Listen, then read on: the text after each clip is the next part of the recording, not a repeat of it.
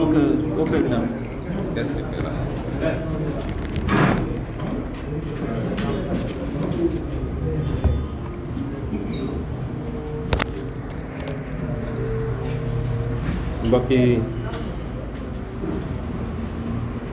mbokk yi asalaamaaleykum ñoo ngi nuyu ñëpp di leen ziar di leen gërëm ci seen teewaay di nuyu mboolem seen ñi seetaan ci direct bi waaye di nuyu képp ku mu sa seetaan waxtaan wi ndax ak xarale yu bees yi am na loo xam ne ñi seen waxtu jàppandi dañuy nekk en direct di seetaan am na ñoo xam ne it bu ñu amee jot ultérieurement lañ koy seetaan ñu woote woon waxtaan wi nag pour jokkook askan wi ak gën a leeral yenn ci xew-xewu jamono ndax ab réew boo ci nekkee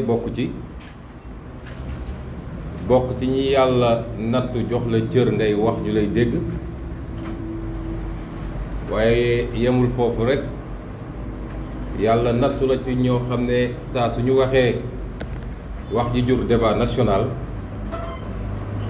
defe naa day jaadu léeg-léeg nga taxaw jàkkaarloog askan wi waxtaan ak ñoom leeral leen dalal seen xel waxtaan ak soppe yi waaye waxtaan ak bépp sénégalais waaye waxtaan ak ñi nekkul sax sénégalais te di ñu suivre saa su nekk waxtaan bi nag ci ñaari pàcc lañ koy def ba ci njëkk mooy wax ji jib temps yi ñu jëmale ko ci lii nga xam ne mooy dox tànku jàmm ci réew mi rawatina ci langue politique bi ñu am luñ ci wax barkaati démb muy suñu taxawaayu bopp ak suñu sañ-sañu bopp ma leeralaat ko feddali ko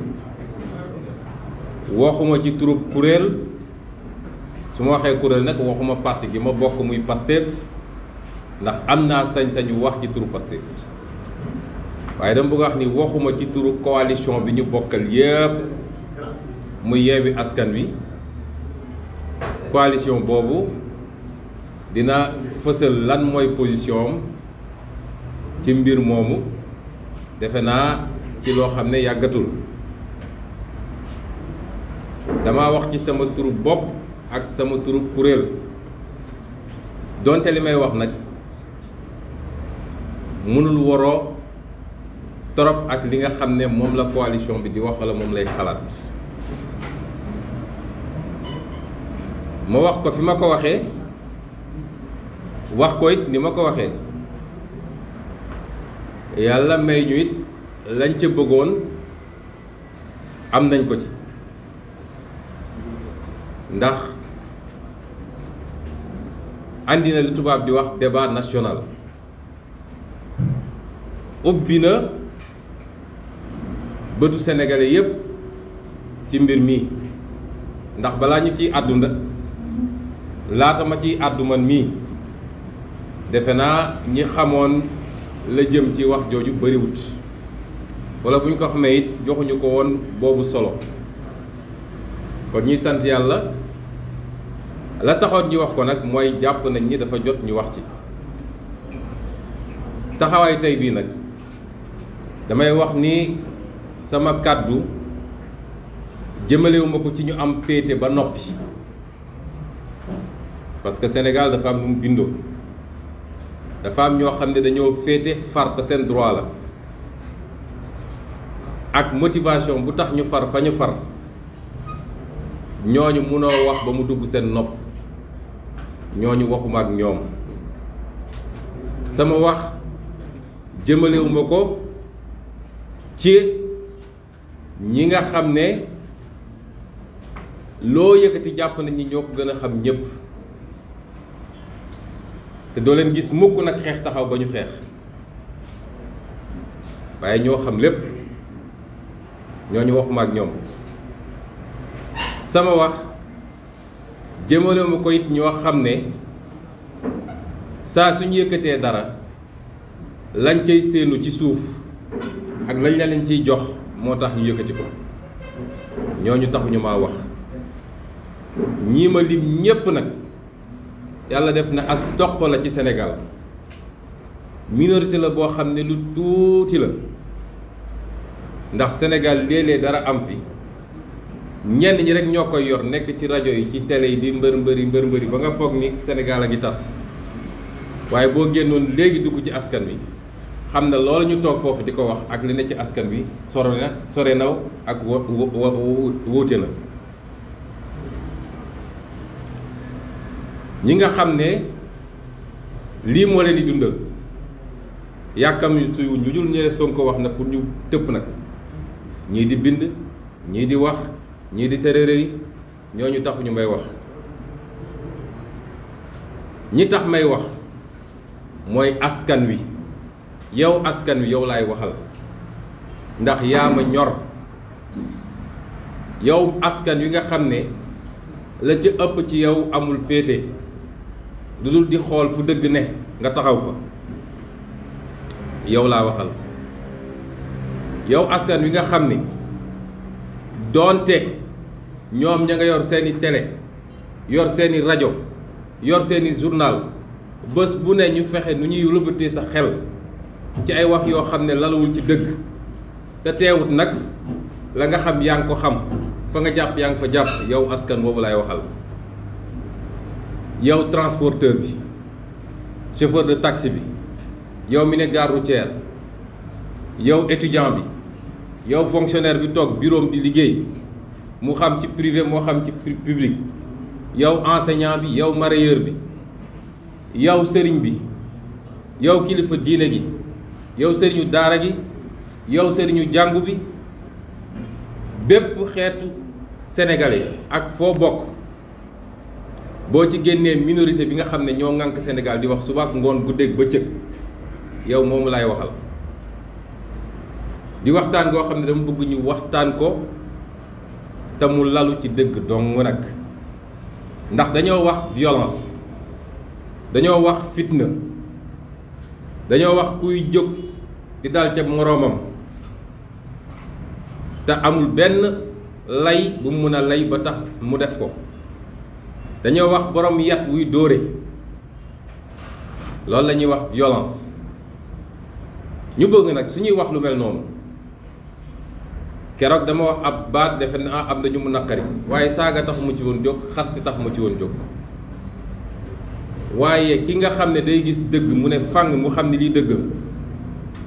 mu dëgg ci tànkam fatt ay bëtam ne duma ko xool kooku nan lañ koy tuddee.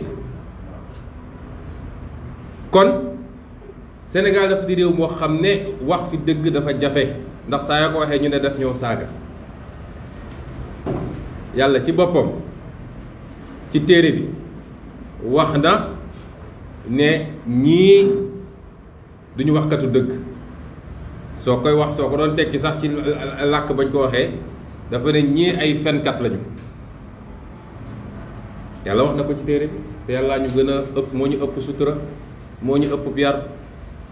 yàlla xool na ay nit ne ñii ay naafeq lañu li tax mu wax ko mooy loolu ñu doon def rek wëlbati. kon suñu waxee saaga taxul ñu jóg walla xaste waaye Sénégal dafa am ñoo xam ne dañuy gis dëng bu ne fang seen intérêt taxaw walla ragal walla ñu fatt seen bët ci dëgg boobu ba pare bëgg a wax safaan wi loolu nag moo fi jeex te soo leen nee déddu noonu benn dictature la ñu bëgg a imposer nit ñi ba kenn dootul ñeme wax saa soo nee lii nga wax demewul noonu rek aywa wër ci télé rajo yi nii la mel nitu fitna la. nitu fitna mooy kan ñun suñu parti 2015 dañu am récépissé 2015 dinaa leen limal tey 2015 ba tey jii lan la ñu daj ñun ci violence 2015 dañu am suñu récépissé 2016 29 août 2016 violence commencé parce que suñuy wax violence suñuy wax fitna dafa bëri forme fitna du rek jël aw yat di dóor nit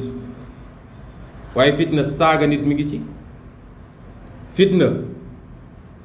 xoqatal nit parce que yor nga état yor nga administration yor nga justice mi ngi ci fitna fay ay média ñu nekk ci deru nit suba ngoon mi ngi ci kon fitna dafa bëri forme kon 29 août 2016 la fitna bi commencé yéen ñëpp fekk ngeen bi Macky Sall di jël ab décret ne dàq na ma fa ma doon liggéeyee te dara waralu ko lu dul nee naa samp naa sama ndënd opposant la d'accord ma ak moom amul leneen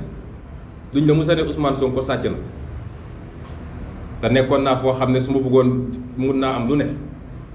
yàgg naa leen wax ku mun a génne benn preuve ni mus naa jël fukki dërëm ci impôt kenn ko mën a génne rek na wax duñ la ne Ousmane Sonko daan na tardé duñ la ne Ousmane Sonko daanul liggéey fa mu mus a liggéey maa fa ëpp performance te ñëpp impôt xam nañ milliards yi milliards dugal naa ko ci keesu état te musuma encaissé fukki dërëm kon kooku constitution may ko sañ-sañ mu ne damay dugg ci politique waaye ànduma ak Macky Sall damay samp sama parti nga ne loolu duma ko dégg ba xëy lu mu jàng loo xam ne jàngam ak ndimbale ay waajuram ñoo ko permettre mu jaar fi mu jaar ba def concours bu difficile ba liggéey nga xëy jël sa décret daa jël sa avion ne mes dem Kenya ne dàq naa ko liggéeyam ci anam goo xam ne bañ nga sax ay avocat am teewe fu ñu ko waroon dégloo yéen ñëpp yéen a ngi fàttaliku li xawoon fii Point E andi alkaat yi barricade Point E yëpp ne benn avocat rek laa am droit beneen avocat du dugg ba bés boobu audition amul loolu du violence ab père de famille yor njabootam di soutien de famille tooñul sàccul fenul reyul nga xëy ne dàq naa ko parce que àndul ak man te boobu jamono ñaata inspecteur des impôts ñoo ànd ak moom naan Macky Sall moo gën a rafet te ñu ci bëri suñ leen càmbaroon tey musiba am loolu du violence ñu doxati le 6 octobre 2018 ñu organiser suñu meeting Kër Massar doon dëgmal élection présidentielle pare meeting ba ki nga xam ne moo yoroon organisation meeting bi jóge ci meeting bi dugg këram à côté ñu fekk ko fa rey ko ci anam goo xam ne kenn mënu la wax nu mu demee muy soxna Mariama Sagna ba tey jii enquête ubbiwuñu ko ba tey jii mënuñu la wax ku def lu ñaaw loolu li gën a garaaw mooy lenn ci seeni responsable taxaw wax lu ñaaw a ñaaw ci moom ci jamono jooju nga xam ne ñi ngi ci naqar loolu ban violence moo ko gën a rëy nañ ma ko wax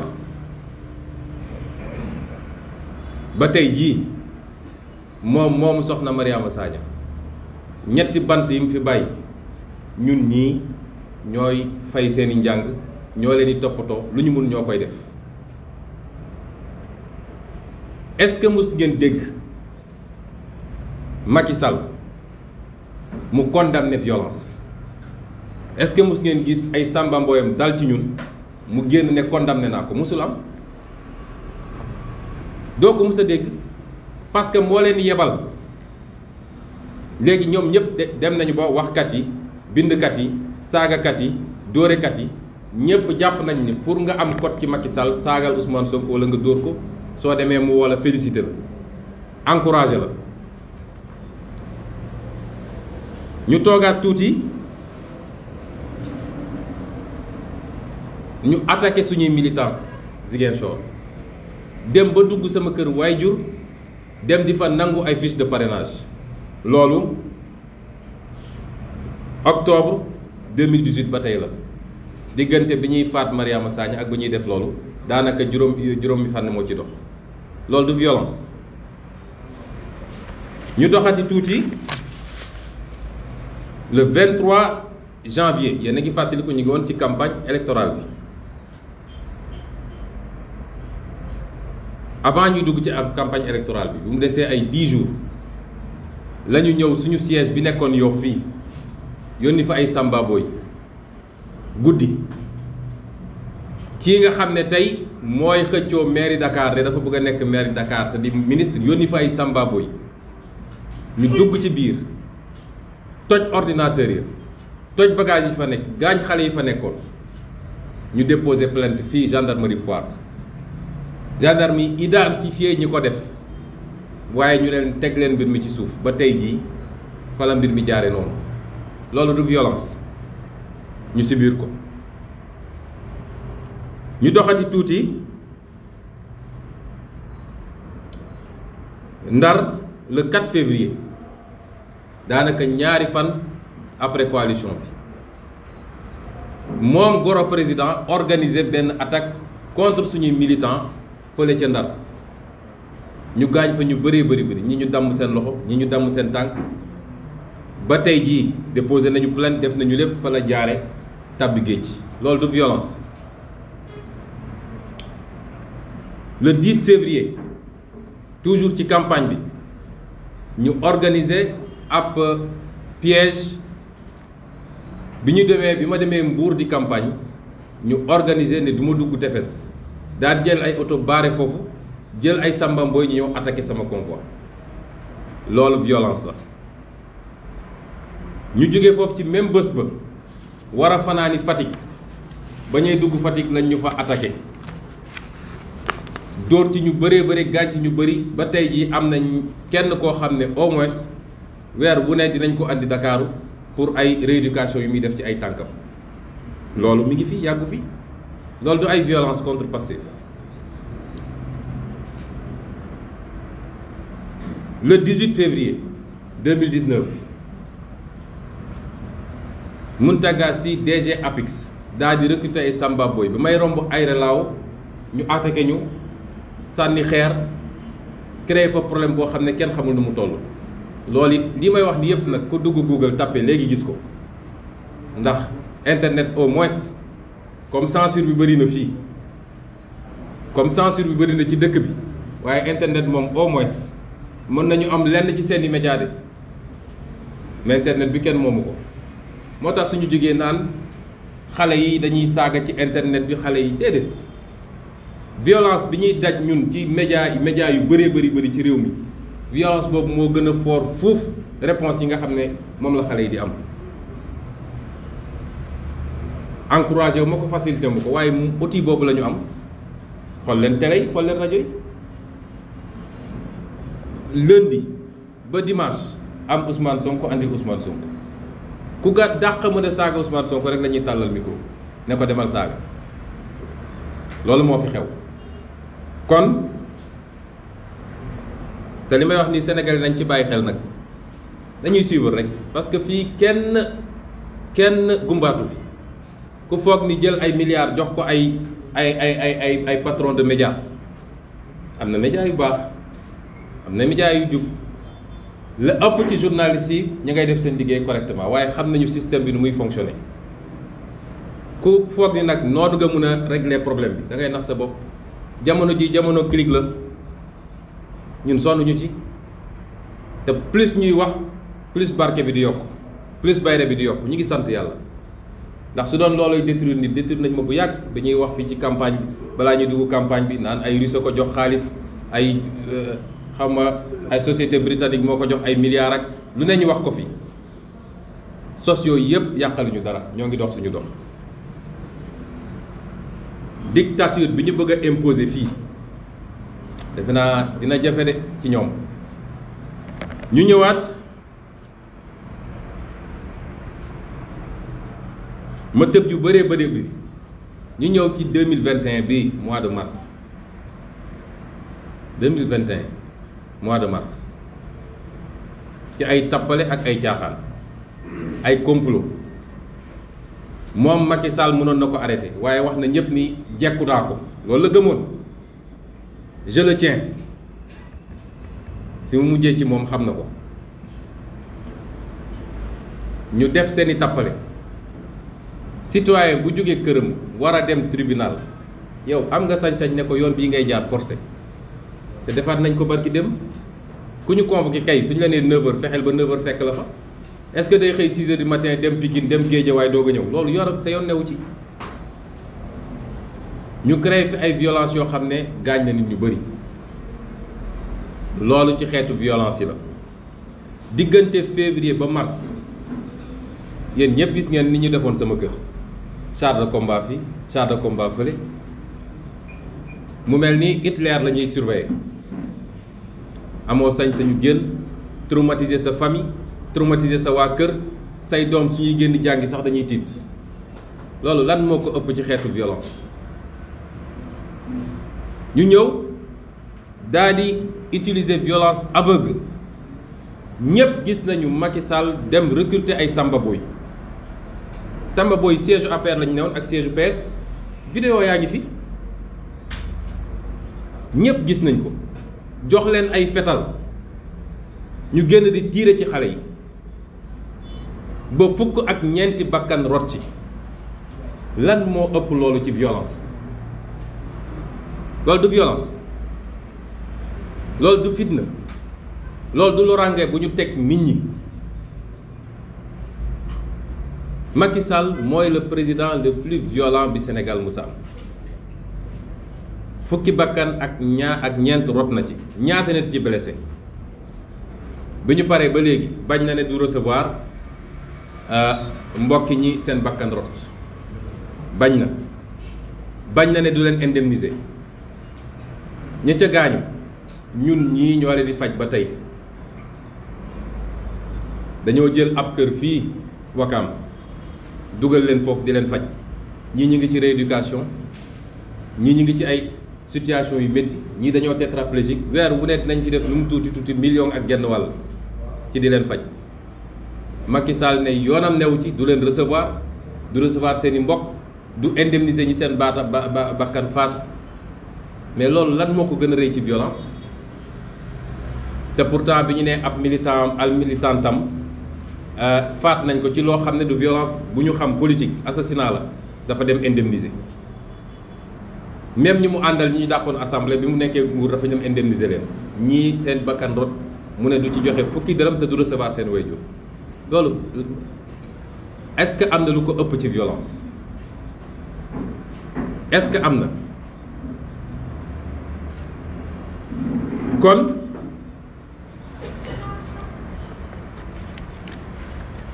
chaque jour nag ñuy dund ak ñoom loolu saa soo génnee coggal ñoo ngi lay topp foo dugg ñu ngi lay espionner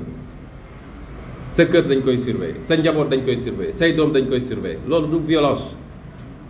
essayer am une torture psychologique sur les gens te ci nguuru Macky Sall la xewee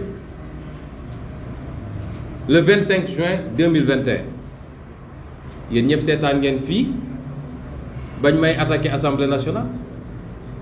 député ñëw di def sa liggéey ñu attaqué la ci loo xam ne dañ koo yàgg a waajal ñu yàgg ñu koo yéegal moo tax bi mu amee ki ko def defe naa dootu ko def wala marakisam fekkewu ko lu ñu yàgg a waajal bi mu amee da koo félicité moom parce que yëfu xale yooyu lay def nit kuñ ne kii saaga na Sonko wala kii mu dugal ko ci avion photo ak moom président de la république lan moo gën a violent loolu nañ ma ko wax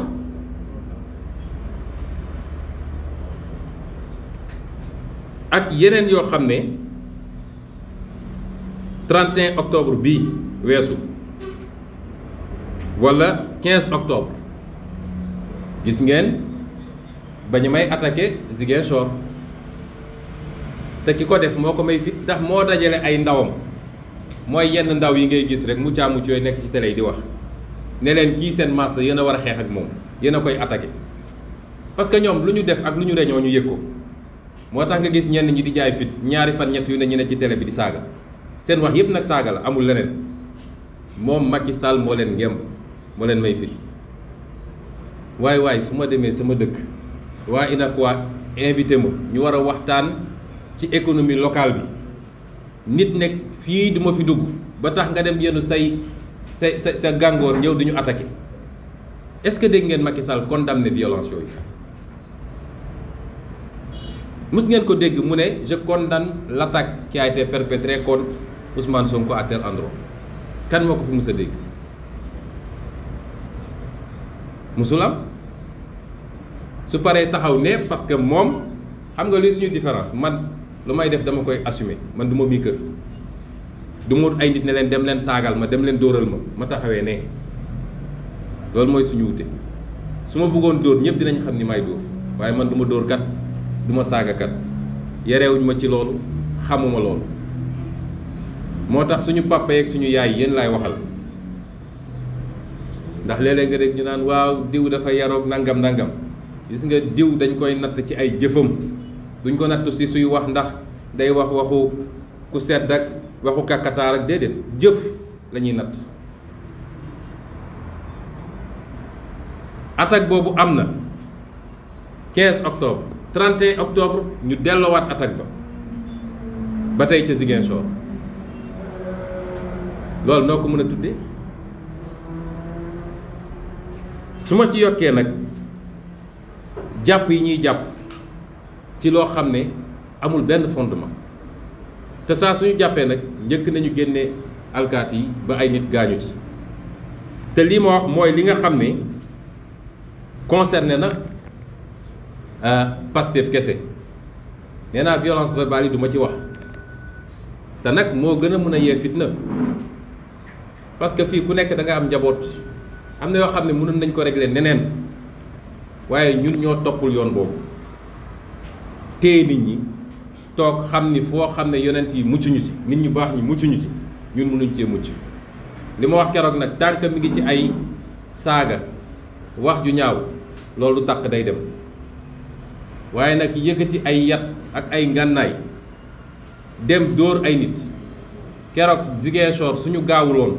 am na benn xale boo xam ne fii ci baat bi lañ ko jam paaka deret bi naan faj foo toll mu yegg fa kooku mënoon na ngaccu ba jeex takk suñu gaawuloon loolu barki démb la ana justice su Sénégal ana procureur ana police ana gendarmerie li gën a garaaw mooy suñuy def yu mel nii keroog bi ñuy attaqué Ziguinchor police nga fa dañ leen woo ñu ñëw fële la ñu taxaw ci kaw tali bi egsi wuñu waaye bi ñu delluwaatee waajal ko waa ji song ñu duma ko duma yu métti woo na police mu ñëw doyul mu woo gendarmerie mu ñëw doyul ñu woo armée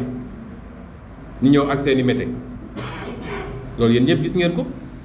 2 poids 2 mesures boobu pour lan kon fii benn violence moo fi am mooy violence d'État te yemul ci loola dama ne lii mooy li nga xam ne moo ñu concerné ñun waaye 23 mars bañ fiy condamné Karim Wade ci loo xam ne man dama teel a wax ni lii du justice ñëpp daal sama kaw may leen lii règlement de compte politique la du justice fan la mujje CREI yi fan la mujje liste bi mu taxawaloon du am na ci ñoo xam ne tey ñi nga conseil des ministres toog ànd ak Macky Sall kon loolu du justice bu ñu nax sénégalais yi xam nañu sénégalais ñu am soif de justice mais dañ leen di nax di utiliser ay leviers judiciaires pour régler des comptes politiques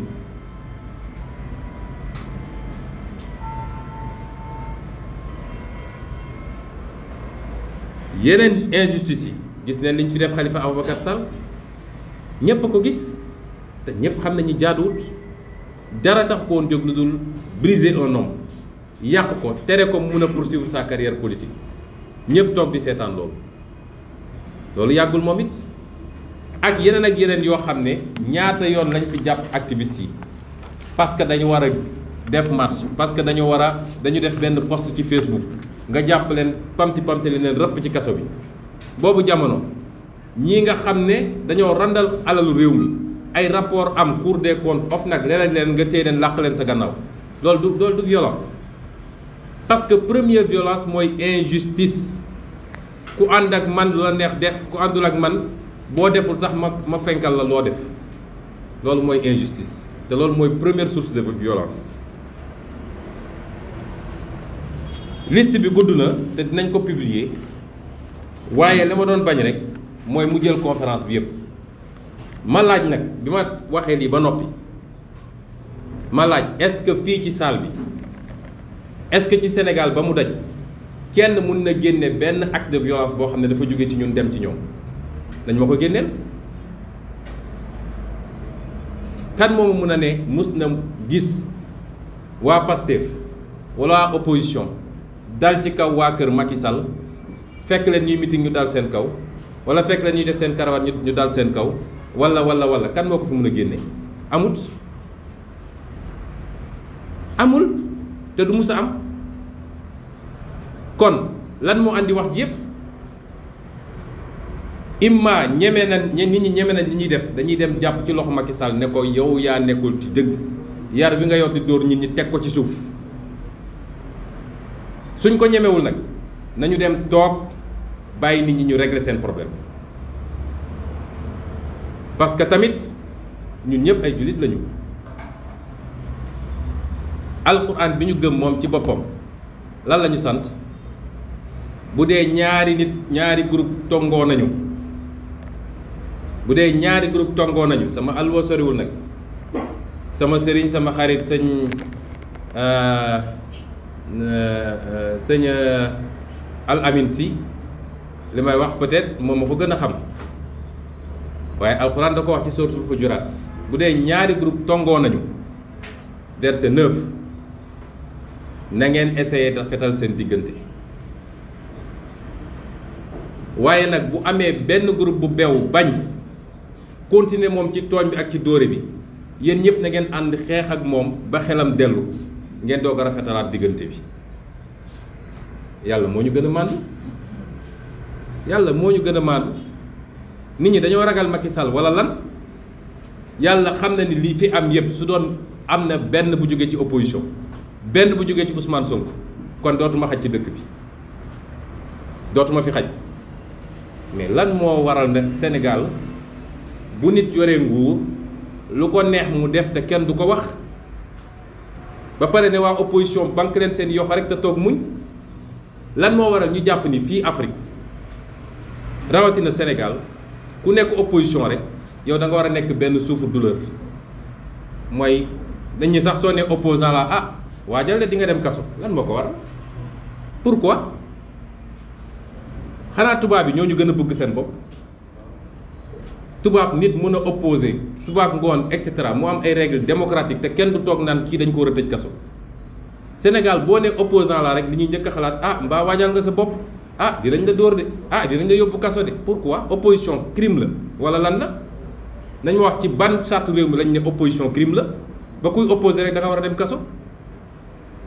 wala kuy opposé rek da nga war a toog ñu lay dóor suba ak ngoon parce que waa ji moo yor nguur fan lañ ko bind ci réew mi loolu nag dina fi dañ ci nii wala ci nële dina fi dañ wax naa ko léegi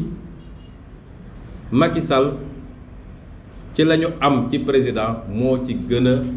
violent moo ci ëpp fitna ndax li ma cité nii amul ci benn nguur bu mu am gisaguma ko fi moom ci juróom ñetti at lii lépp def na ko fi te su ma continué woon cité boo matul 15 minutes encore ñi ngi fi may cité loolu ngir ndax lan te li gën a garaaw nag nit ñee koy nax ay nit a taxaw naan waa ji c'est un grand stratège politique nga stratège politique mooy ñoom Mahathir mooy jox nañ la réew def nga ñaari mandat réew ma soppeeku na nit ñi seen jafe-jafe wàññeeku na réew mi tegu na ci développement loolu mooy stratège politique waaye stratégie politique boo xam ne njuuj njaaj rek pour liquider adversaire moo am des pseudo analystes yoo xam ne soo leen gisee ci télé yi Macky est une bête politique bête woy ñoo xam nañ ko tuddee nañu bàyyi nax suñu bopp ñeneen ñi gënuñu ñu ñeneen ñi mën a taxawal démocratie ñu am des règles de jeu transparentes nit ñi di compétir ci ni mu gën a rafetee li tax ñu gën ñu sénégalais bu jógee fii dem dund Italie wala Allemagne wala États-Unis wala feneen yàgg fa mujj faa am nationalité da ngay gis règles yooyu nangu ko pourquoi suñu nekkee fii ñun suñu biir ñu bañ ko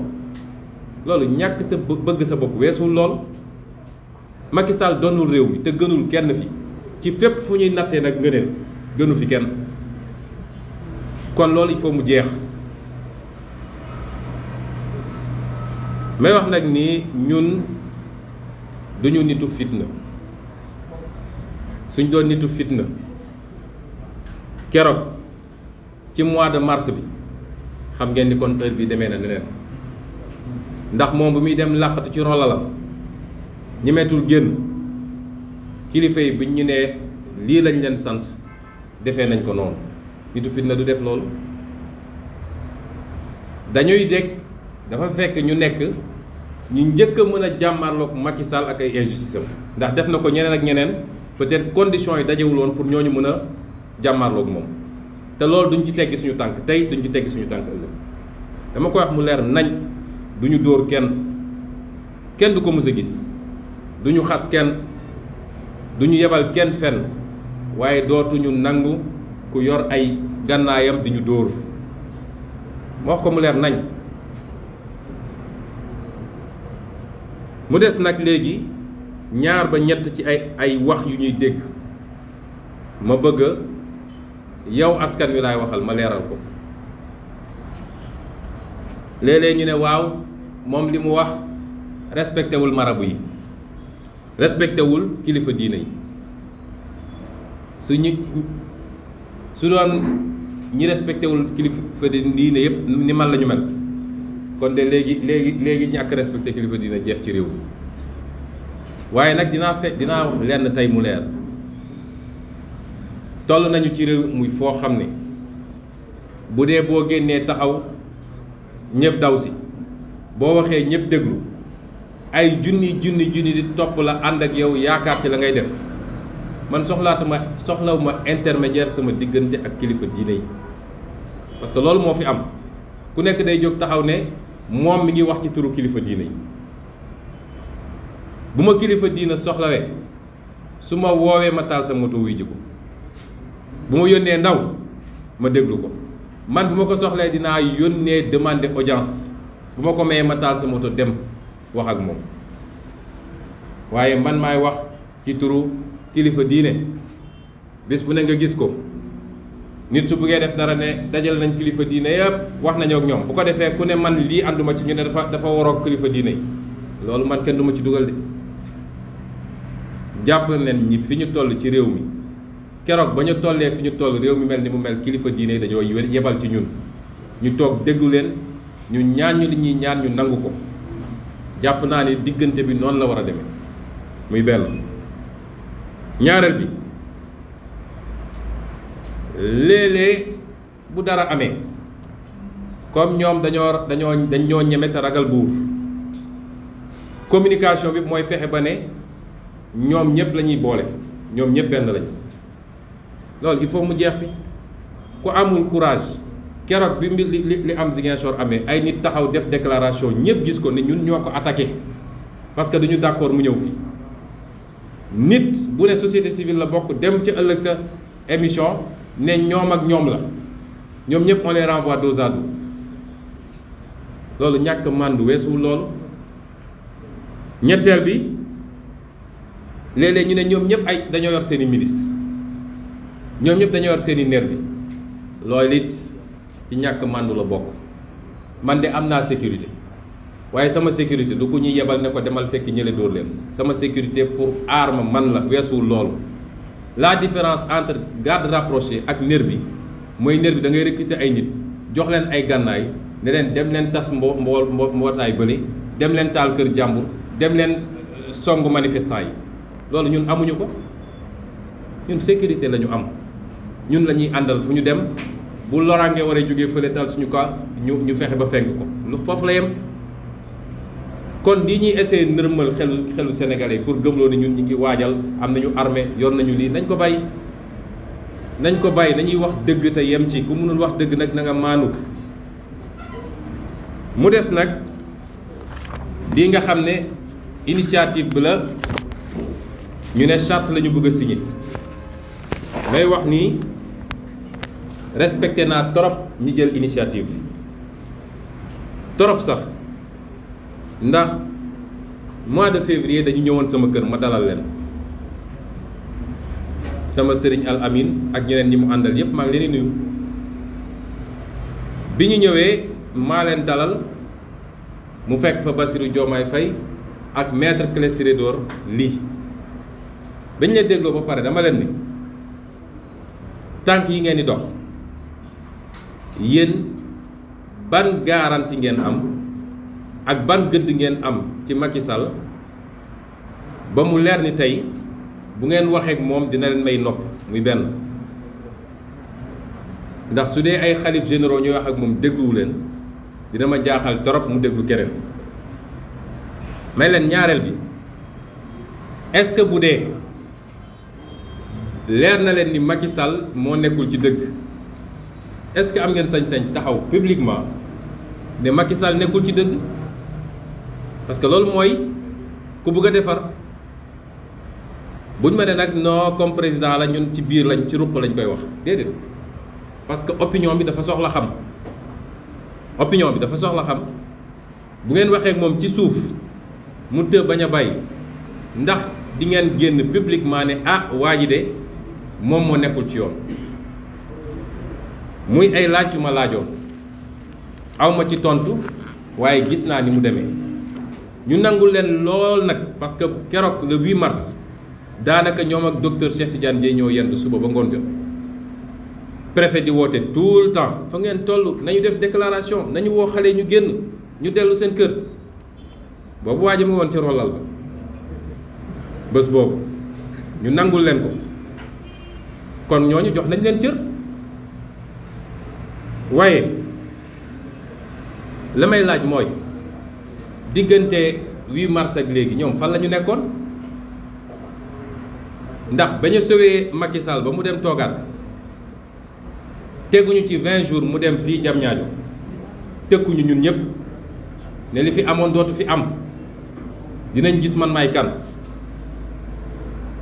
ñu ngi fi woon dégguma wax ji bëri ci ba bi muy mujj déclaré barki démb ne moom mu ngi ak tous les pouvoirs pas pour defar réew mi de mais pour song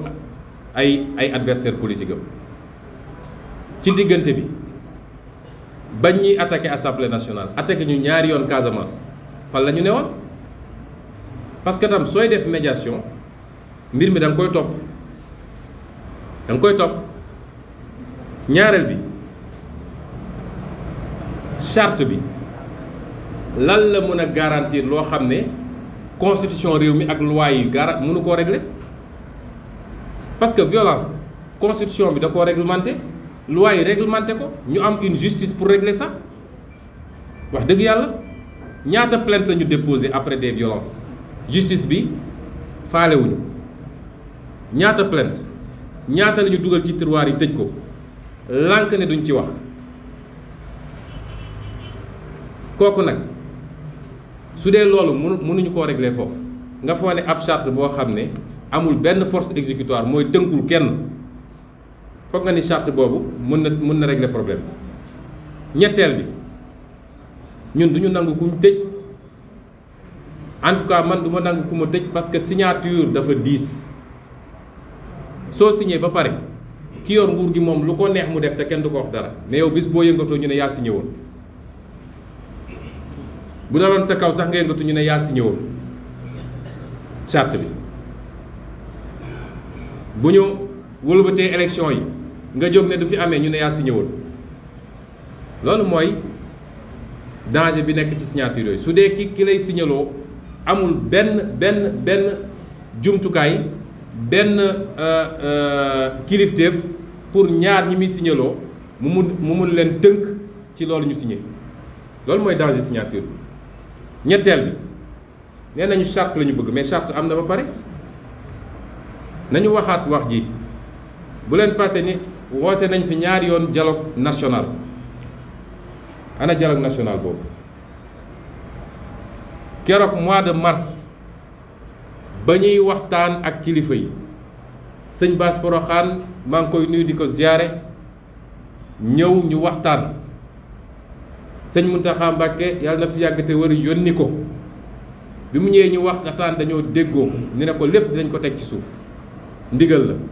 mu ne sëriñ bi dafa ne lépp lu ngeen jàppoon na ngeen ko tënk ci kayit jox ma moom moo koy yéet Macky waaye daf leen ñaan ngeen teg ci suuf ñu teg ci suuf daal di bind suñu mémorandum jox ko mémorandum boobu yéen na ko Macky waaw juróom-ñeenti weer romb na fan la mémorandum bi toll parce que ci lañ ko ne woon ña boom xale yi il faut ñu jàpp leen def enquête jàpp leen juger leen tëj leen ci lañ ko ne woon ñi ci gaañu ak ñi nga xam ne seen bakkan rot na ci il faut nga indemniser leen nun de dajale nañ li ñu mënoon yëpp ay millions joxe sëñ Mountakha yëkkati na 50 millions joxe ana lu Macky Sall joxe ndàmpaay kan lañ ko jox ci xale yi parce que yëfu soxor ak fayantu rek moom loolu la xam waa do kayit googu ñu ko joxoon ne ko ñetteelu mandat dafa war a jël engagement public ne loolu dootu ko fi tudd defe naa fukki poñ moo ci newoon loolu charte la fan la toll ñun signé nañ ko ba pare dem def suñu déclaration de Bignona M2D bind suñu charte bopp jël engagement à la non violence ba pare woo leen ñoom pour ñu jël même engagement bi boobu ba léegi attaque dóore saaga loolu lañ ci jël loolu lañ ci récolté lii mooy dëgg bi nañ ko wax. ñetteel bi mooy toujours ni ma ko waxee ñun jàpp nañ ni fi mu toll nii la mën a régler problème mu violence mooy réew mi dafa am ay loi am justice am administration ñiy def xam nañ leen na ñooñu ñëpp def seen liggéey violence jeex fi lu ko mooy nag ku nekk dina jël matuwaayam ba saa suñ la songee nga mën a aar sa bopp te loolu yàllaa ko njëkk a santaane ma daaneel nag ci poñ bi ci li jëm ci wàllu justice ndax yéen ñëpp gis ngeen ni mouvement bu mag am na barki démb waaye li xew dafa wanewaat rek ni justice amul indépendance au Sénégal may masawu nag magistrat yu bëree bëri li ci ëpp nga xam ne ay gor lañu ay patriote lañu ñu jub lañu ñu gëm seen liggéey lañu waaye ñu leen di xeex di leen xoqatal ak di leen ber parce que suñuy nommé ci yenn poste yi dañuy dem seet lu gën a nooy ak lu ñu gën a mën a manipuler moom la ñuy dem jëli ku ci am dignité am personnalité am ñu jàpp la sànni la fële ci xaj loolu mooy li fi xew lu ko andi nag mooy président de la république ak ministre de la justice waruñoo siéger ci au conseil de la magistrature loolu xewi na fépp munoo am séparation des pouvoirs ci cadre boobu te tontu bu ministre bi tontu kenn ci juge yi ko ne lii nga def du yoon am courage wax ko fa mu ko war a waxee ci kanamu président mooy dañoo soxla foofu ay magistrats ay juges d'expérience loolu wane na ni c'est l'exécutif qui choisit ses juges ku la ëmbal nag wala ku la abal ay gët fi mu bëgg nga xool ngay xool looloo fi am kon bu ñu kenn wax indépendance de la magistrature loolu amut ñaareel bi mooy ñi ñu tànn ñëpp man annoncé woon naa ko bu yàgg su ngeen demee sama post bi ma def sama page Facebook le 14 juillet laa leen ne woon kii ñuy wax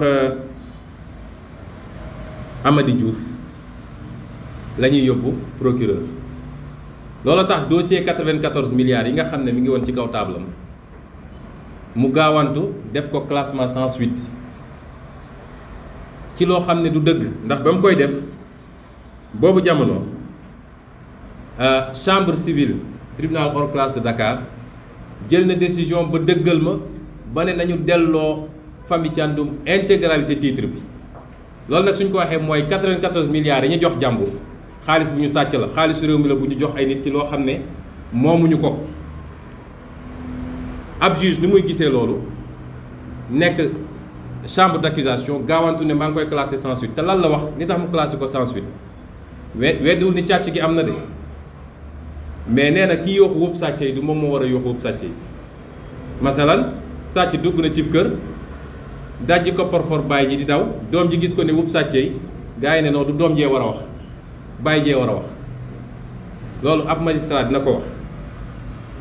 léegi nag tey yóbbu nañ ko procureur dina fa fekk rapport OFNAC ndax OFNAC def na rapport am déposé ko octobre 2019 ne Ousmane Sonko li mu wax yépp dëgg la te maa ngi demandé le parquet mu ubbi une instruction judiciaire contre ñii nga xam ne ay escrocs lañu Serigne Bassirou koy teg ci tànkam kooku moom histoire dina retenir ni musiba magistrature weesuwul kooku te nag dafa yàgg a yooxu moom sëñ Bassirou Gueye ne Ousmane Sonko dinaa ko tëj fu ne mu wax ko en boo xam te mosuma koo gis xanaa ci télé lu ne mu wax ko menacé na ma fii ci ay conférence de presse dem na ba ma fi de te yéene néeg la te keroog bi mu amee dossier ñu ne ko dossier Ousmane Sonko la ñemewu ko woowu ma jàkkaarloo man lu dul dem jël ndeysaan dem si yàlla Samba Sall transféré ko dossier bi lan moo ko teewoon yor na dossier yor na PV d'enquête yor na lan moo ko teewoon mu woo ma dafa daw parce que ci complot bi la bokk léegi nag dem na palais dina fa fekk soo maître est complot ñu ànd di complot kon kii mënul nekk procureur buy régler problème bi Macky Sall juróom-ñeenti weer yépp da doon ut lu mel ni ñi mu fi bëgg a jëlee wala lu leen yées parce que yàgg naa ko wax lii di poste procureur lii poste doyen juge cour suprême chambre d'accusation conseil constitutionnel moom loolu mooy magistrature am de na fexe ba téye loolu rek kon maa ngi wax askan bi yépp nañ ko saytu ba xam ndax rapport bi OFNAC def teg ko ci taabalam ne sàcc nañu ay milliards alal réew mi rapport boobu dina ko génne gannaaw moom ci boppam bi mu demee ci beneen juridiction ne sàcc amul est-ce que dina ko ñeme ñaareel bi mooy ki ñuy wax Omar Maham Diallo kooku nag moom li xew démb ak tey doy na waar ndax koo xam ne yow juge nga dossier am boo xam ne attewuñu ko nga dem jël ay article partagé ko sa page Facebook article yoo xam ne day chargé Ousmane Sonko day wax lu bon ci Ousmane Sonko day accuser Ousmane Sonko tey ñu ne yow yaa war a jël dossier boobu est-ce que xel mun na nangu loolu diggante démb ak tey njëkk naa effacé waaye léegi tëj na page ba sax kooku mënul présenter garantie impartialité te looloo tax ñu tànn ko nag boobu ba léegi ñu ngi tànn juge d'instruction bi premier cabinet ci ñaar la woon kenn ki ñuy wax cuun moo téye sama demande de levée de li ñuy wax tudd affaire bi contrôle judiciaire ay weeri weer ñemewu ci tontu di mbokk géwélu Macky Sall dëkk même village bi mois de juin mu demoon teere ju Macky Sall Fouta ak kii nii ñu jël moom it di waa Ciloñ ak Diouf mii nga xam ne waa Fatick la yéen def leen le lien lépp rek pour yeggali liggéey boo xam ne ñoom xam nañu di mus a yegg loolu moo fi am kon lii mooy justice su Sénégal suñ ma nee nag diw il est intègre mais il est faible loolu la ñuy wax ci benn ci juge d'instruction bi intégrité ak faiblesse àndul un homme intègre n'est jamais faible parce qu'on tire sa force de son intégrité bu la leeree ni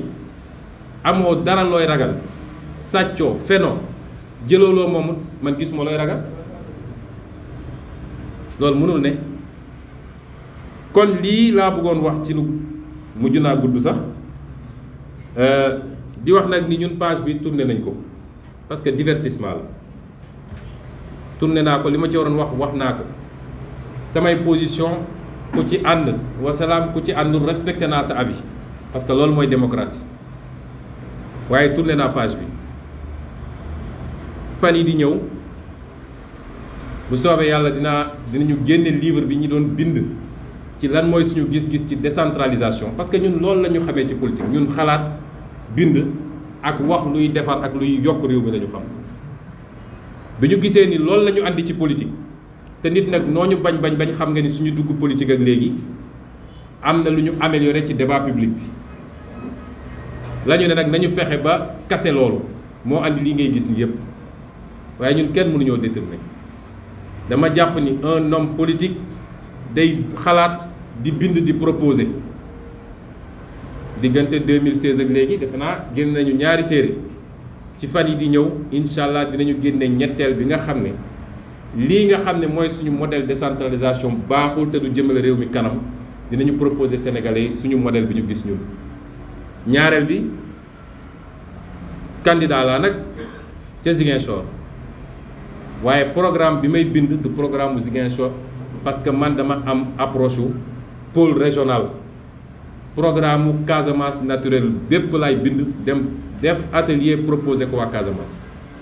danañu continuer di def suñuy tournée ñun kenn mënuñoo tere benn parcelle du territoire du Sénégal dinañ continuer dox suñu dox waaye dootuñu nangu ku ñu xoqatal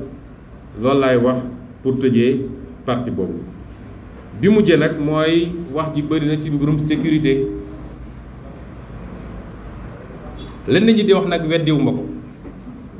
ñoo ngi jël suñu matuwaay ci la ñu mën waaye ku la yéene kaso ku la yéene dee koo xam ne lu mu xalaat ci yow lu bon la suñ la nee ma ngi lay pexeel bu ko xeeb ñoo ngi jël nag suñu matuwaay pexe bi yàgg na 2019 wala 2018 parce que am nañu chance am ñu ne ci biir xam li xew yépp ci la ñu njëkk a avertir boobu maa ngi waaj a defi tournée Casamance ñu ne ma boo demee def tournée Casamance waajal nañu ba boo duggee ci àll bi ñu tiire ñu fital la fa ba pare ne nit ñu nekk yor gànnaay nekk ci àll ba ñoo ko def loolu waraloon ñu annulé suñu tournée boobu loolu waral ba léegi soo ngeen seetloo bu baax samay tànk bëriwul noonu ci Casamance parce que seen pexe yëpp mooy fexe ba defee ko foofu ne diggante moom i ki mbokkam la kon suñ ñu avertiré ci lu mel nii te bis bu nañu andil ñu bu bees duñ ko xeeb waaye ku bëgg a jàmm dëgg ci réew mi ku bëgg sa jàmm bopp bëgg sa jàmm njaboot ak loo yaakaar ni moom nga yor ci doole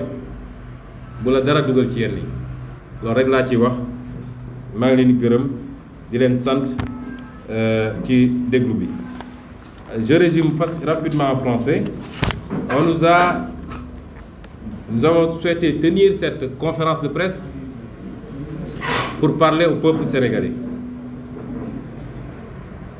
Je ne m'adresse pas aux polémistes. Je ne m'adresse pas à ceux qui sont foncièrement clivés et qui appartiennent à des courants adverses. Je m'adresse à cette grande majorité silencieuse qu'est le peuple sénégalais. La violence est détestable, voire même haïssable, d'où qu'elle vienne. La violence n'est pas souhaitable, parce que rien ne peut se faire sans une paix, et une paix durable. J'ai dit l'autre jour que nous sommes les premiers promoteurs de la violence, parce qu'il ne sera jamais établi un seul acte de violence que nous avons commis de manière offensive. Nous avons toujours été sur la défensive, nous avons toujours résisté à l'oppression, notamment à l'oppression de Macky Sall. Et pour ce faire, je vais vous donner des faits, des chiffres et des dates. La première violence qui a été exercée contre nous l'a été en 2016, au mois d'août 2016, lorsque je fus radié sans raison de la fonction publique. Elle a été suivie par le 6 octobre 2018, l'assassinat lâche d'une de nos militantes à la suite d'un meeting que nous avions organisé à Keur Massar. Je veux citer Madame Mariama Sagna. Cet événement douloureux continue à nous poursuivre puisque nous continuons à honorer sa mémoire, mais de l'autre côté, nous continuons à assurer un soutien substantiel à sa famille, notamment les 3 enfants qu'elle a laissés derrière elle. Son assassinat ne fut pas seulement une violence physique, mais il fut accompagné de violences verbales parce que certains membres du régime ne s'étaient pas privés de jeter l'opprobre sur la mémoire de la défunte.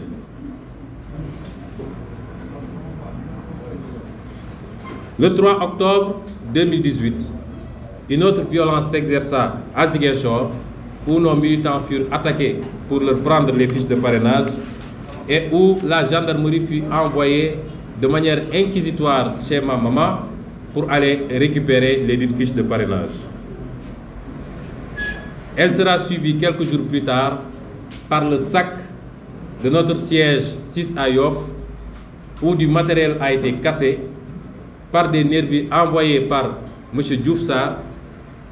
des nervis qui ont cassé tout ce qui se trouvait comme ordinateur, comme téléviseur et qui ont blessé les 2 permanents qui s'y trouvaient. Une plainte avait été déposée à la gendarmerie de la Foire, à ce jour sans suite. Le 4 février 2019, notre caravane fut attaquée à Saint-Louis et nos militants furent gravement blessés, précisément le 4 février 2019, un jour après le démarrage de la campagne. Des plaintes avaient été déposées, jusqu'à présent, aucune suite. Et je précise que c'était des nervis envoyés par M. Mansour Faye. Le 10 février 2019, notre caravane fut également attaquée à Mbour, au quai de pêche de Bourg. Et tout ce que je dis peut être vérifié parce que les images sont encore là sur les sites internet. Le 11 février 2019, notre caravane fut attaquée en pleine campagne à Fatick par des nervis envoyés par le ministre des Sports et beaucoup de nos militants furent gravement blessés et jusqu'à ce jour, il y en a un qui fait la navette entre Fatick et Dakar pour pouvoir bénéficier de soins de rééducation. Le 18 février 2019, notre convoi fut attaqué à Aérelao par des nervis armés de coupe-coupe, de machettes et de pierres envoyés par M. Muntagassi, le DG de l'APIX. Le 3 mars 2021, notre convoi fut violemment attaqué alors que je me rendais simplement au tribunal pour répondre à une convocation du juge d'instruction. Ce fut devant toutes les caméras du monde, du Sénégal comme de l'étranger. Cela entraîna une semaine de violence intense à Dakar, au bout de laquelle 14 vies humaines furent perdues et jusqu'à ce jour, aucune enquête n'est diligentée par l'État du Sénégal, c'est-à-dire par Macky Sall, pour identifier les auteurs, alors que tout le monde a vu les nervis recrutés par l'APR, logés au siège de l'APR et au siège du Parti Socialiste. Les vidéos sont là, les preuves sont là, et nous avons fait un mémorandum que nous avons partagé au niveau national et au niveau international avec toutes ces preuves. Le procureur de la République refuse d'ouvrir une instruction sur cette affaire. 14 vies humaines ont été perdues. Des dizaines et des dizaines de blessés.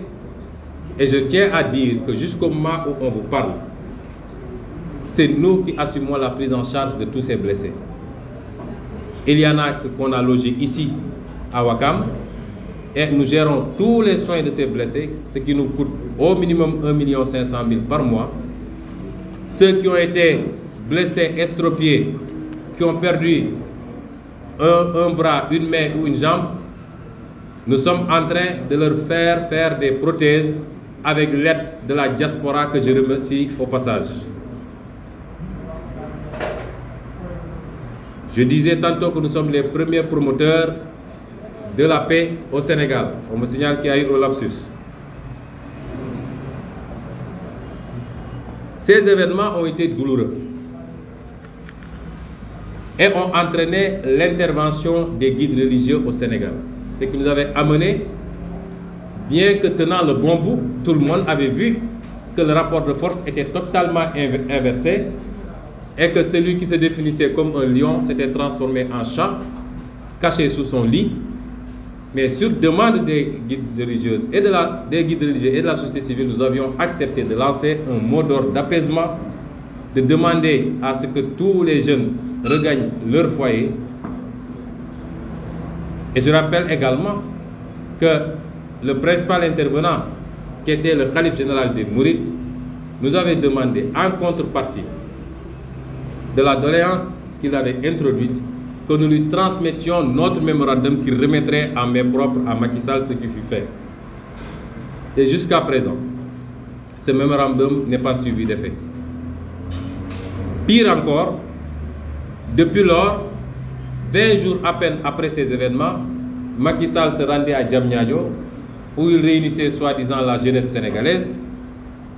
celle-là qui venait de lui infliger sa première vraie défaite. Il réunissait en réalité quelques-uns de ses militants,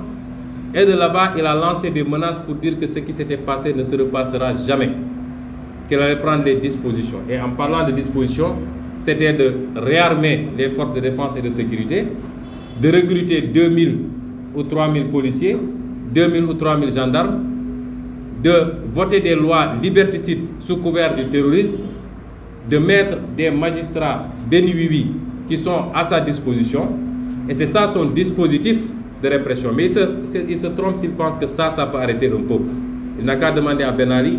il n'a qu'à demander à Bouteflika, il n'a qu'à demander aux Soudanais. On n'arrête pas un peuple avec des chars. Il n'a rien compris. Des menaces, il y en a eu. Des invectives,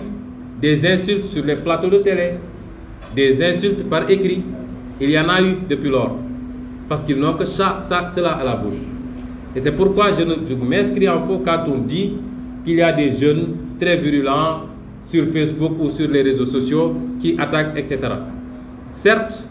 il y a des gens qui n'ont rien à voir avec ce qu'on est en train de faire, qui ont souvent des faux profils. Et beaucoup ont été identifiés comme étant des profils fomentés, créés par des gens de la paix, avec la photo de Sonko pour insulter des guides religieux, pour insulter des dignitaires, mais ça n'a rien à voir avec nous. Mais les gens qui sont avec nous et qui ne se cachent pas, qui ont des profils, se battent avec les armes qu'ils ont, parce qu'ils n'ont pas accès aux télévisions verrouillées, ils n'ont pas accès à beaucoup de médiums, mais ils se battent avec les moyens qu'ils ont, et c'est les moyens du XXIe siècle, heureusement. Et nous l'assumons. Des attaques physiques, il y en a eu également. Et les deux dernières en date, c'est des attaques contre ma personne, des attaques attentatoires même à ma vie, à Ziguinchor. Vous savez que si je n'étais pas un homme de paix, vous savez qu'à Ziguinchor, j'ai les moyens de régler mes comptes en une fraction de seconde. Je ne sais pas où, mais à Ziguinchor, en une fraction de seconde, j'ai les moyens de régler mes problèmes. Mais c'est parce que nous sommes des hommes de paix que nous évitons de recourir à la violence. Mais chaque chose a ses limites.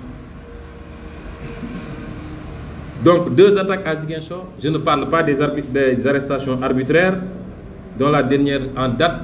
c'est l'arrestation en compagnie de Barthélémy Diaz et Malick Gakou, simplement parce qu'on se rendait au tribunal. Je ne parle pas maintenant de toutes les autres violences qui ont été exercées sur la classe politique, dont les plus en vue sont des violences judiciaires pour éliminer des adversaires politiques qu'on craignait, notamment M. Khalifa Abubakar Sall et M. Karim Meïssa Wade. Tout le monde a assisté à ces violences. Je dis tout le temps que Abdoulaye Wade, on peut lui reprocher ce qu'on veut, Abdoulaye Wade n'a jamais empêché un adversaire de concourir. Même ceux qui faisaient peser une menace réelle sur lui. Même Abdou Diouf n'a jamais empêché Abdoulaye d'être candidat. Senghor ne l'a pas fait. Avec Macky Sall, à moins de 7 ans, on a empêché à 2 candidats de pouvoir compétir. C'est inédit dans les annales politiques du Sénégal. Ça, c'est la forme suprême et absolue de violence. Et c'est une violence d'abord contre la démocratie sénégalaise, contre la libre expression du suffrage par le citoyen. Et nous avons assisté à ça ici. Je ne parle pas des arrestations et des tortures contre les activistes. Toutes les semaines, le plus en vue, c'est probablement Guy Marius Sagna. Est-ce qu'il n'a pas fréquenté au moins une vingtaine de fois les grilles et les geôles de Macky Sall? Quelquefois parce qu'il a simplement fait un post Facebook. Et pendant tout ce temps-là, il abrite derrière lui des criminels à col blanc qui ont volé l'argent du pays, pris la main dans le sac épinglé par un rapport, pris en flagrant délit. Ça, si ce n'est pas de l'injustice, comment vous pouvez l'appeler? Et je voudrais lancer un appel aux Sénégalais. Il faut que les gens arrêtent de penser qu'être opposant, c'est être martyr, c'est être souffre-douleur. L'opposition n'est pas un crime. C'est la constitution de ce pays qui donne à tout Sénégalais la possibilité de choisir, de faire ou de ne pas faire la politique. Et s'il en fait le choix, d'aller au pouvoir ou de faire de l'opposition. C'est un droit constitutionnel. Mais dès que vous êtes opposant dans ce pays, tout le monde vous avertit. Vous allez faire la prison. Est-ce que ceux qu'on appelle les grandes démocraties, est-ce qu'ils sont meilleurs que nous? Est-ce que nous devons accepter que nous sommes presque à l'état animal où les gens se dévorent comme dans la jungle et on n'applique pas la loi? Pourquoi un adversaire peut faire de la politique aux États-Unis sans être inquiété,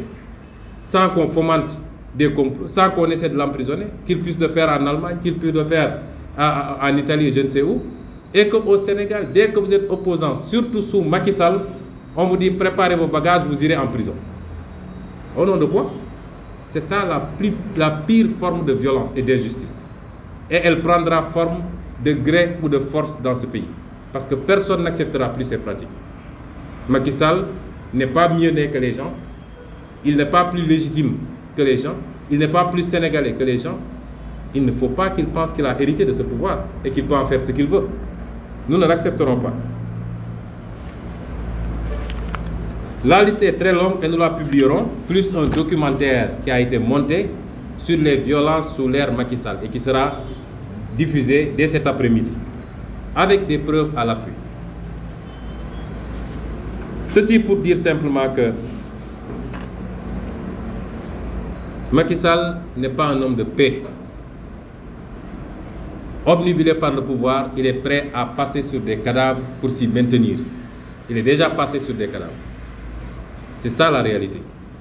Mais nous ne le laisserons pas faire. Il s'est fourvoyé depuis le début en pensant qu'il pouvait réduire l'opposition à néant. Mais un pays comme le Sénégal, qui connaît la confrontation politique, l'opposition politique,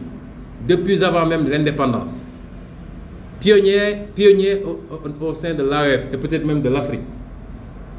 et qu'au XXIe siècle, un président, soi-disant né après les indépendances, vient dire que je vais réduire l'opposition à sa plus simple expression. C'est irréfléchi. Il ne peut pas, il n'en a pas les moyens. Et malheureusement, il y a des turiféraires autour de lui, ou des soi-disant analystes, qui font le tour des plateaux pour dire que le monsieur serait un génie politique. Un génie politique incapable de régler le problème des Sénégalais. Incapable de mettre fin à la souffrance d'un peuple qui ne mange pas à sa faim, qui ne se soigne pas correctement. Regardez, les hôpitaux sont des mouroirs, qui ne s'éduquent pas correctement, qui n'ont pas d'emploi, les jeunes sont là. Vous êtes incapable de faire ça et on vous dit que vous êtes un génie politique. C'est quoi un génie politique finalement? En tout cas, Mahathir, à mon sens, est un génie politique. Mais quand vous allez en Malaisie, vous pouvez voir de vous-même que Mahathir est un génie politique. Parce qu'en 10 ou 15 ans, il a fait des miracles là-bas. C'est ça un génie politique. Et un génie politique qui passe tout son temps à comploter pour liquider X ou Y. C'est ça un génie politique. Il faut que les gens reviennent à la raison. Et malheureusement, c'est les intellectuels, des intellectuels eux-mêmes qui tombent dans ce piège, dans leur analyse. Nous ne sommes pas violents, je l'ai dit. Nous sommes simplement les premiers à avoir réussi à tenir tête à la violence aveugle de Macky. Nous ne sommes pas violents. Il l'a fait et refait sans problème. Par la grâce de Dieu et le soutien du peuple sénégalais, auquel je rends hommage ici, je dis que nous sommes les seuls à avoir pu tenir tête à la violence aveugle de Macky Sall. Nous sommes en posture de légitime défense. Et tous ceux qui diront le contraire sont nos ennemis. Parce que personne ne me dira d'aller me livrer à Macky Sall pieds et poings liés. Parce que quand vous entendez certains discours, c'est ce que ça sous-entend. Oui, etc. Laissez passer, yalla baxna, yalla bonul musul bon. Waye yalla du bayal ken tolam. Je voudrais également revenir sur des arguments qu'on entend souvent. Je dis, si on n'a pas le courage de dire la vérité, d'indexer les coupables, mieux vaut s'abstenir de parler. Souvent, quand il y a des accrochages quelque part, vous entendez des gens qui disent on les renvoie dos à dos. Après, ils reviennent pour dire nous allons faire. Mais non, vous ne pouvez pas renvoyer les gens dos à dos. Quand il y a un problème, il y a forcément quelqu'un qui a fait ce qu'il ne devait pas faire. Il y a quelqu'un qui a pris l'initiative d'attaquer. Et tout le monde sait qui attaque. Et pourquoi revenir pour dire on les renvoie dos à dos? Deuxièmement, on veut faire croire que tout le monde est armé, surarmé, que tout le monde a une milice prête à attaquer les gens. Tout le monde a des nervis. Mais c'est faux. Nous avons une sécurité rapprochée malgré nous. Parce que si j'avais le choix, je ne serais pas tout le temps encadré de 2 ou 3 personnes. Mais la situation l'exige. Vous ne verrez jamais cette sécurité autour de ma personne aller attaquer pour disperser un meeting de la paire, ou pour aller attaquer la maison de quelqu'un de la paire, ou pour intercepter des jeunes de la paire et les tabasser. Vous ne le verrez jamais. C'est une protection rapprochée. C'est quand il y a une menace ou un danger sur nos personnes, ils sont là pour écarter cette menace et ça se limite à ça. Ça n'a rien à voir avec les milices qu'on recrute, qu'on loge dans des sièges, à qui on donne des fusils d'assaut pour leur dire allez tirer sur la foule. Ça, c'est la paire qui l'a, c'est Macky Sall qui les a. Et les vidéos sont là pour le montrer. Il faut qu'on dise les choses telles qu'elles sont. Après, on dit oui, il veut conquérir le pouvoir en marchant sur des cadavres, il veut brûler le pays. Moi, je ne peux pas brûler le pays. Le seul qui a aujourd'hui cela entre ses mains, il s'appelle Macky Sall. Et je peux vous garantir qu'il n'hésitera pas à le faire. Il n'hésitera pas. La stratégie qu'il a, c'est la stratégie du chaos. Parce qu'il ne compte que sur ça pour pouvoir justifier des mesures exceptionnelles, l'état d'urgence, l'état martial, etc., sortir de l'armée et en profiter pour essayer de passer en force. Donc nous ne sommes pas dans cette dynamique. Nous avons les moyens de conquérir le pouvoir, si Dieu le vient et veut bien, et si les Sénégalais nous font confiance, par des voies démocratiques. Parce qu'il y a 5 ans, nous n'existions pas. Aujourd'hui, nous sommes là où nous en sommes. Ça veut dire que si on n'est pas obnubilé, on sait qu'on est sur la bonne trajectoire et on n'a pas à être pressé. Nous n'avons que le Sénégal, nous n'avons aucune autre nationalité. Nous n'avons aucun parent ailleurs. Nous sommes ici, nous vivons ici, nos enfants vivent ici, ils étudient ici. Quel intérêt nous aurions à brûler le pays? Ils disent également, parce qu'on essaie de nous mettre en mal avec le peuple sénégalais chaque fois, avec l'instrumentalisation d'une certaine communication. Moi, personne ne peut me mettre en mal avec personne. On ne peut pas me mettre en mal avec les dignitaires religieux. Je respecte tout le monde et je crois l'avoir suffisamment démontré. Ce que nous disons, nous considérons être une personnalité, humblement, modestement dans ce pays, suivi, écouté, aimé par des milliers et des milliers, voire des millions de Sénégalais d'ici et de la diaspora, et au-delà même dans tout le continent africain. Beaucoup d'espoirs sont fondés, non pas sur notre personne, mais sur notre projet. Nous considérons qu'à ce stade, si nous avons besoin de parler à une autorité religieuse, nous n'avons pas besoin d'intermédiaires, nous demanderons à être reçus. Si cette audience nous est accordée, nous irons rencontrer la dite autorité religieuse pour lui parler. Si l'autorité religieuse a besoin de nous parler, elle n'a pas besoin d'intermédiaires. Elle nous fait appeler. Toute affaire cessante, nous irons répondre et écouterons, discuterons, expliquerons. Parce que souvent, des gens se prévalent de parler au nom d'une autorité religieuse ou au nom de toute une religion ou de toute une tariqa, alors que personne ne les a envoyés. Vous voyez même des gens qui sortent pour menacer au nom de toute une tariqa, alors que personne ne les a envoyés. Ces formes de chantage-là, c'est fini. Si on a des choses à dire, Les responsables sont là, on les dira. Et nous respectons énormément les autorités religieuses. C'est pourquoi, quand elles nous demandent quelque chose, nous obtempérons.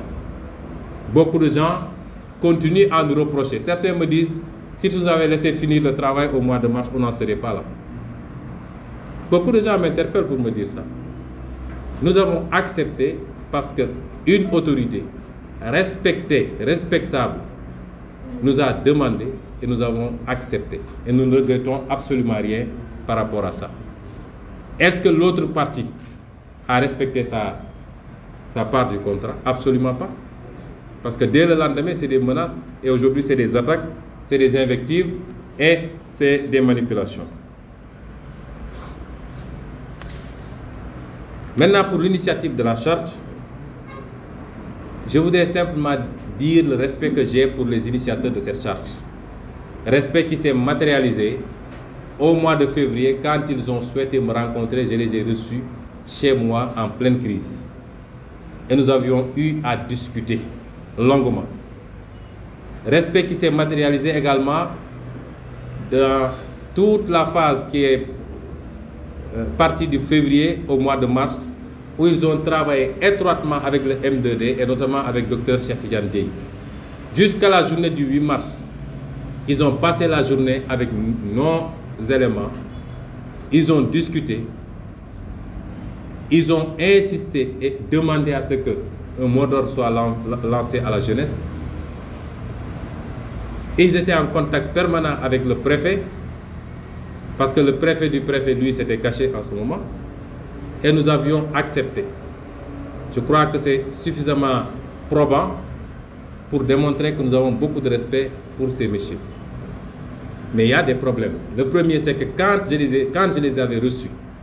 j'avais posé un certain nombre de questions. De quelle légitimité et de quel pouvoir dispose-t-il pour pouvoir infléchir éventuellement l'autre camp, pour pouvoir lui parler, premièrement. Deuxièmement, est-ce qu'ils assumeraient d'aller jusqu'à dénoncer publiquement s'il était établi, s'il était carrément établi que le tort incombait à Macky Sall, est-ce qu'ils accepteraient publiquement de le dire pour que le peuple soit édifié? Parce que si vous voulez jouer un rôle d'arbitre, il faut accepter de pouvoir désigner le coupable. J'avais posé également cette question-là. Je n'ai pas eu de réponse et je continue à poser cette question. Quelle est la valeur exécutoire d'une charte signée dans ces conditions-là? De quel pouvoir disposons-nous pour contraindre les uns et les autres à appliquer cette charte? Mais mieux encore, quand on a une constitution et des lois de la République qui régentent déjà cette matière, on dit, je ne parle même pas de violence globale, on dit 2 caméramans se sont battus, l'un a blessé l'autre, ils cherchent un certificat médical, ils portent plainte, on arrête, on juge. A fortiori, lorsque c'est des milices qui sont armées pour aller attaquer des gens et tuer, il y a des lois de la République qui réglementent cela et qu'on n'applique pas. Quand on a la Constitution, qui est la charte fondamentale, on a le code pénal, le code de procédure pénale et tout un arsenal encore de lois et règlements qu'on n'applique pas. On a une administration judiciaire, on a une justice, des procureurs un peu partout, des juges d'instruction, des juges du jugement, ainsi de suite. Et que tout ça n'opère pas pour régler cette question définitivement. Comment peut-on penser qu'une charte peut régler ça? Un engagement à valeur strictement morale pour ceux qui ont de la morale. Et nous savons qu'on n'en a pas beaucoup par ailleurs. Comment voulez-vous qu'on règle cette question-là avec une charte? Disons-nous les choses telles quelles. Alors, nous avons posé ces questions-là. Ensuite, entre les médiations qui ont été engagées au mois de mars et maintenant, les agressions verbales ont repris, les agressions physiques ont repris. Les agressions judiciaires ont repris. Les agressions policières ont repris. Nous n'avons vu personne pour en parler. Nous n'avons vu personne pour condamner. Nous n'avons vu personne pour réagir. Pourquoi subitement sortir maintenant? Parce que ceux qui sont tout le temps attaqués, tabassés, blessés, tués, on dit qu'on ne se laissera plus faire. On se lève pour dire qu'on veut faire une charte. À quoi servirait cette charte-là? Et ce que nous ne voudrions pas, c'est qu'on nous enferme. Parce qu'une signature, pour un homme de principe, une signature, ça vaut ce que ça vaut. Et quand vous signerez que demain, au soir du 23, Macky Sall décide de tripatouiller les élections à Dakar ou à Ziguinchor, on va dire aux gens, vous ne pouvez pas bouger parce que vous aviez signé. C'est comme ça que ça va se passer. Demain, ce sera la même chose pour le 3e mandat. Moi, j'ai dit et je le réitère, je ne signerai pas de charte ou de pacte de non-violence. Ma position, elle est très simple. Nous n'attaquerons jamais quelqu'un, je le réitère. Diam fof lay commencer. Que chacun se retienne d'attaquer. Nous n'attaquerons, vous n'entendrez jamais que nous avons attaqué. Nous éviterons autant que possible, tant que c'est de petites forfaitures, de réagir. Il y a des choses qu'on ne peut plus accepter. Parce que ceux qui ont été blessés au mois de mars, c'est nous qui continuons à les gérer. On ne peut plus accepter cela. Et que chacun doit aujourd'hui s'assumer et prendre ses responsabilités. Ensuite,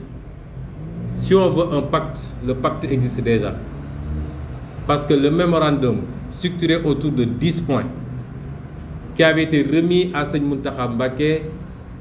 Khalife général des Mourides, au mois de mars,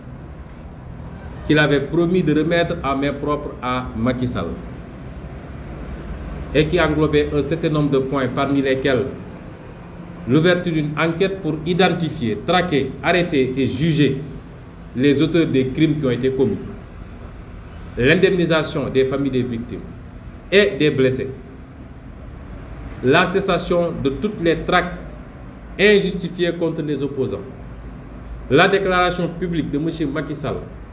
de ne pas briguer un 3e mandat, parce que retenez qu'en Afrique, partout où ça brûle, c'est le 3e mandat qu'il a brûlé, partout en Afrique. Et si Macky Sall persiste, je ne crois pas que ça épargnera le Sénégal.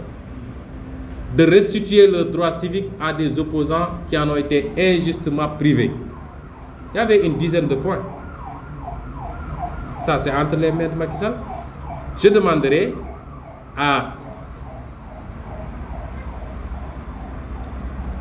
au cadre unifié de l'islam, je leur demanderai humblement d'aller regarder, vérifier là où on en est avec ces questions-là et de reprendre cette affaire là où on l'avait laissée. Je crois que c'est mieux que d'ouvrir un autre dossier qui va nous faire repartir à zéro et qui va essayer d'enterrer ce qui s'était passé. Parce que nous attendons l'ouverture d'une enquête pour identifier les criminels. Ça, c'est extrêmement important. Enfin, je parlerai un peu de la justice, la mascarade qu'il y a eu avant-hier avec le Conseil supérieur de la magistrature. Je dirais simplement que malheureusement, chaque Conseil supérieur de la magistrature se tient avec son lot de complots, de règlements de compte, d'exclusion de magistrats qui n'ont commis aucune faute que leur dignité et leur indépendance, qui comprennent pourquoi ils ont prêté serment, et de promotion de béni-oui du régime. Et cela va continuer tant que le président de la République et son ministre de la Justice vont siéger au Conseil supérieur de la magistrature. Ça, c'est des survivances de régimes dépassés qui ne garantissent pas la séparation des pouvoirs. Tant qu'on aura ce système, c'est illusoire de parler d'indépendance de la magistrature. Et la réponse qui a été servie d'ailleurs par le ministre de la Justice à un des magistrats qui a eu le courage de dire là-bas,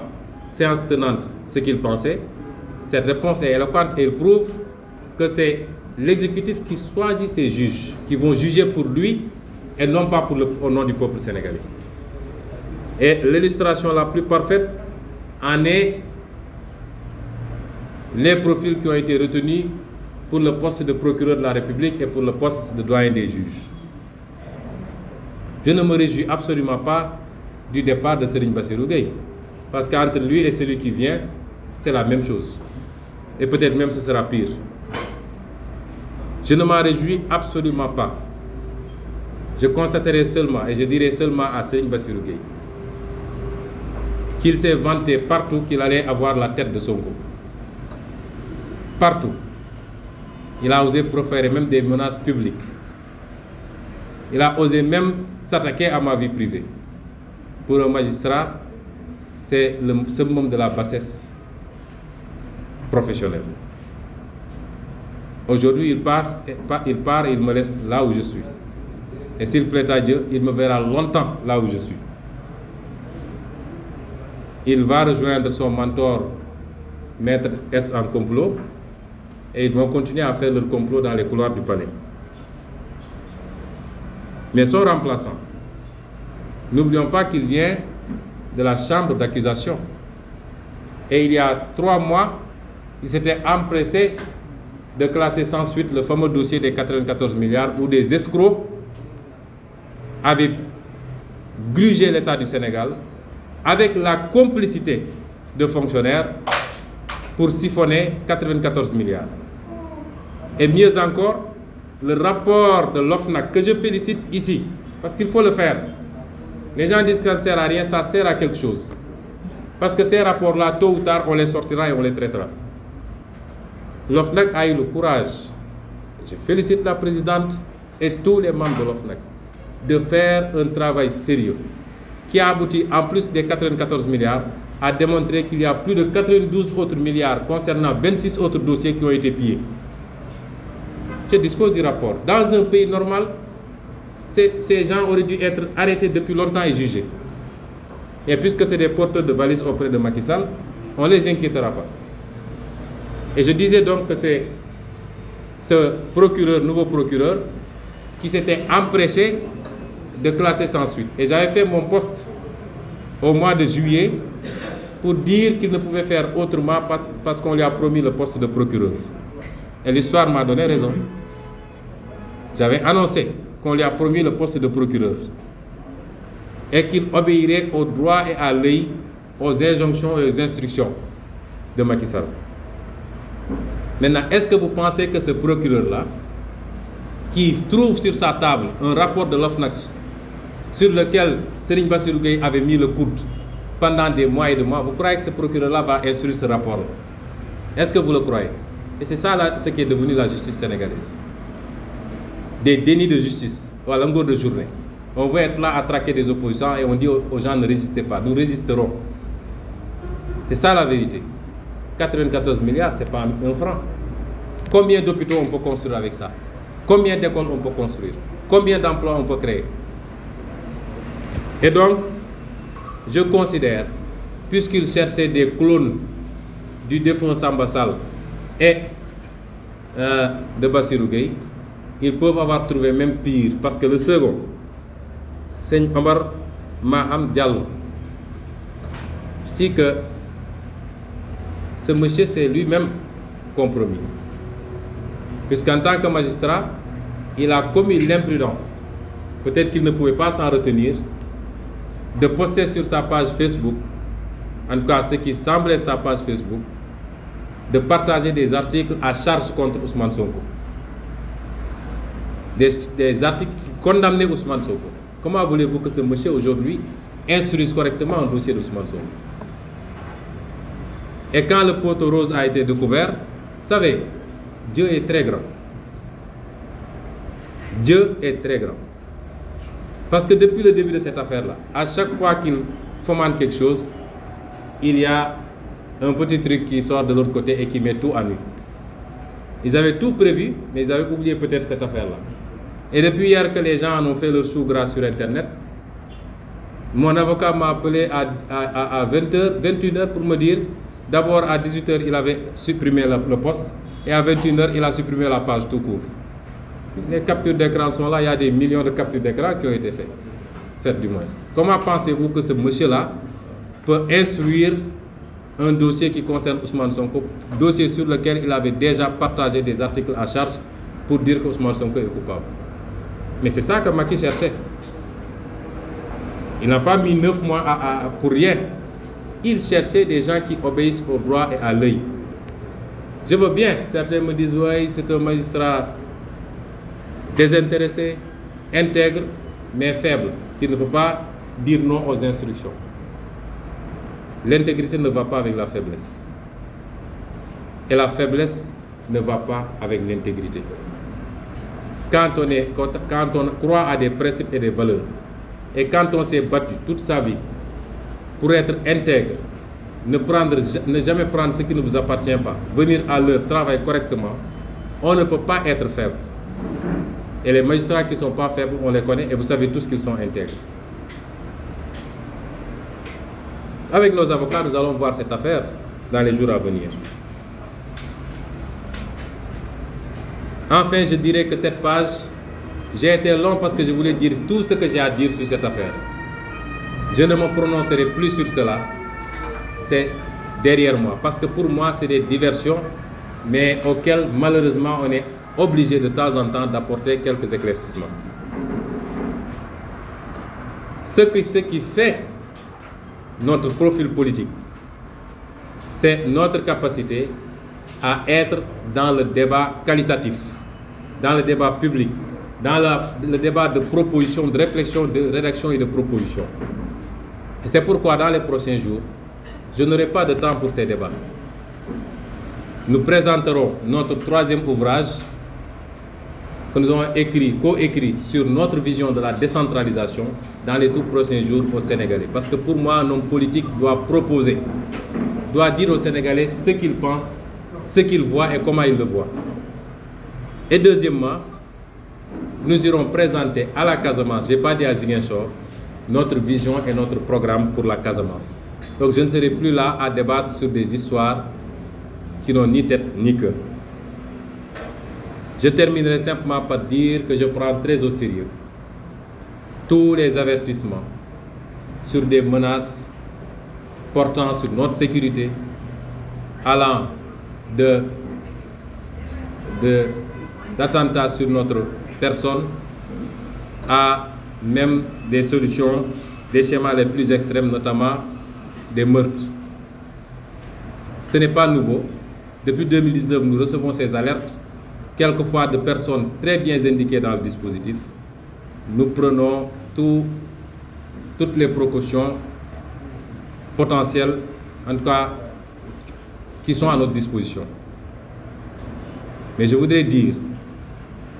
et particulièrement à Macky Sall, que celui qui tient à la paix dans ce pays, qui tient à la paix pour lui-même, pour sa famille et pour les 17 millions de Sénégalais, devra s'abstenir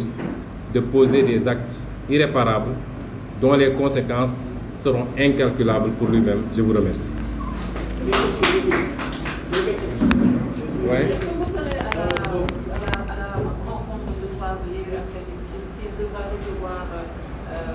Les initiateurs de la charte de non-violence. Est-ce que vous serez? Non, je n'y répondrai pas, mais je peux vous dire qu'avec Yewwi Askan Wi,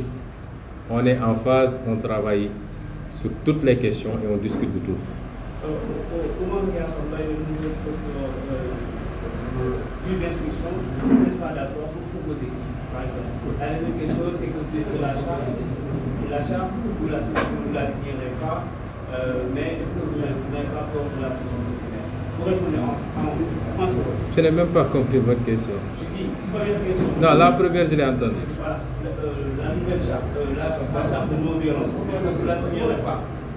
Mais est-ce que vous ne devez pas la pression populaire religieuse? Je crois que si vous avez suivi la trame de ma conférence, vous devez comprendre que je ne suis pas un homme politique qui vit de pression ou sous la pression. Je respecte tout le monde et j'apprécie les choses de manière assez détachée et en concertation avec mes staffs. C'est la première chose. La deuxième question, vous avez la réponse vous-même. Je ne peux pas, moi, déplorer la présence du président de la République et du ministre de la Justice dans le Conseil supérieur de la magistrature et moi proposer un juge. Vous metteriez qui, par exemple?